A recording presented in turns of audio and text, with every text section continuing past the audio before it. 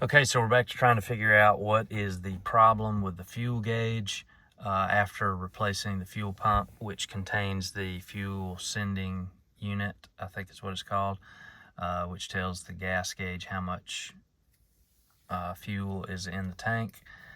We replaced that and it still is reading inconsistently, empty, half full, 3/4 full, what have you. And so Nissan actually has a kind of a self-diagnostic tool for the instrument panel, which is another thing you have to try to eliminate as a possible needed replacement. And so because I read in some forum where, you know, a guy who had replaced his fuel pump and instrument panel and was still having the problem, so it's assumed then that the problem is in the wiring between the fuel pump and the instrument panel. And so how you test that, how you test the instrument panel, is that you turn the car on to the on position.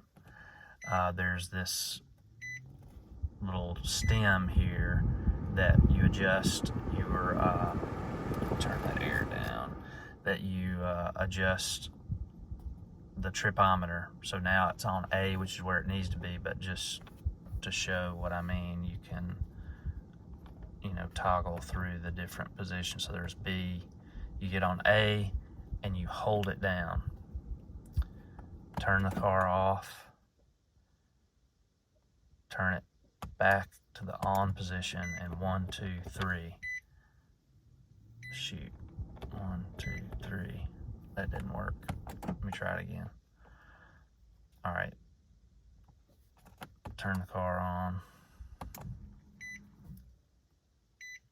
go to the A position, hold it down till you get the zeros across like that. I know this isn't great video because my hand's in the way. Turn the car off, keep this stem, this button held down, turn the car back on, 1, 2, 3, and then you get these 8s. And when you have 8s all the way across, this is when you can test the gauges. So you depress this stem or this button and you see how the gauges all go up.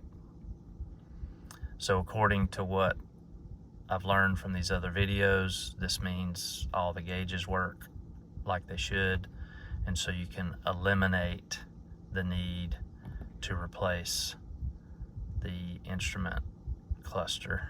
So I'm just depressing this button to show that these gauges are all working like they should. So that's it, and now it should be the wiring between the pump and the instrument panel should be the problem. So I have to go back to the drawing board to see how to fix that.